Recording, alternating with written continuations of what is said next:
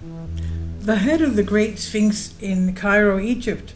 Is it the gateway to a secret city? For decades, Egypt and its relics have been challenging for science and humanity and continue to be. The enigmatic Great Sphinx hides mysteries that are unsolved even to this day. Probably the most perplexing mystery lies in the head of the Great Sphinx. Interestingly, it hides, considering the heads of the Great Sphinx have been discovered, lies. For some reason, they're being kept away from the general public. What could these possibly be? What could the reasons be? In 1798, when Napoleon Bonaparte's troops made an appearance in Egypt, they were surprised by the large buildings discovered there. Of course, the pyramid and the Sphinx were mostly covered in sand. Basically, the head of the Sphinx was just popping up over the sand. So Napoleon Bonaparte in 1798 with his troops made his way to Egypt, surprised to see all these large buildings discovered there. Among the bewildering constructions, the Great Sphinx showed its imposing imperialism. The Great Sphinx was half buried in the desert at that time, but the world was captivated by its charm even then. It was not until 1936 that the mission carried out by the French Émile Baquet unearthed the magnificent structures that the sand path had covered for millennia. So back in those days, a prophet alerted the world, claiming that he had visions depicting the insides of the Great Sphinx of Egypt. The prophet asserted that a great ancient library lies within the Great Sphinx that consists of primitive knowledge regarding the findings of Atlantis. Now we know from the Emerald Tablets, written by Thoth the Atlantean, Hermistus Megistus, and I have a playlist for you to listen to those. You should, because there's so much information in there concerning Atlantean philosophy and technology. In there, he claims that he has buried one of his spaceships, because they had interstellar travel. He had buried one of his spaceships under a sphinx in Egypt. Now, I don't know how many other sphinx there are in Egypt, but it's worth the dig, I guess. So the prophet asserted that a great ancient library is underneath the Great Sphinx concerning the technologies of Atlantis.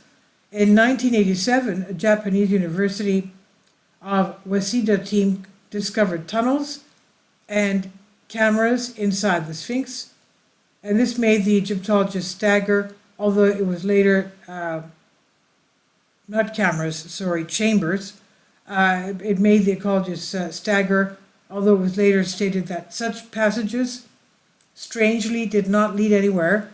However, the truth is that things did not end here. With the help of electromagnetic sound waves, the team discovered passages in the legs of the Great Sphinx and the cavity acting as a doorway in the head of the Sphinx.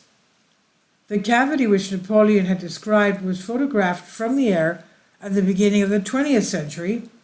However, the peculiar finding ended blocking the passages and other cavities in the structural base, with the reason stating that the head of the Great Sphinx requires restoration. So they blocked that opening. The recreation that Charles Russell did in 1914 showed the inside of the Sphinx. In an illustration, the entrance of the Sphinx could be seen through the cavity of the head, which led to the chamber and down to the main room of the Sphinx. The main room housed several passages, as you can see there, and led to other areas outside the Sphinx, and under it, a pyramid. It's believed that the Great Pyramid housed the pharaoh of the first Egyptian dynasty, which would be Pharaoh Menes, chosen by the gods to rule on earth, and who would have been represented on the face of the Great Sphinx. This news was also published in the British newspaper The Sphere, posted March 22nd, 1913, where the same description as provided by Charles Russell could be observed, but it was not the only publication that sold the finding in the media. A year later, on March 8, 1914, the Australian newspaper Northern Territory Times published a column in the article detailing the discovery, and just on the dates when the mysterious entrance to one of humanity's most fascinating structures was discovered.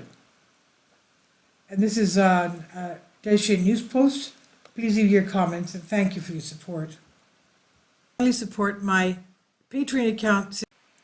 The daily posts are 5 videos daily, and they are totally different from what I have on my YouTube channel. Thank you so much for your support and that you find all my content so interesting. You'll find the Patreon account details in the description box below.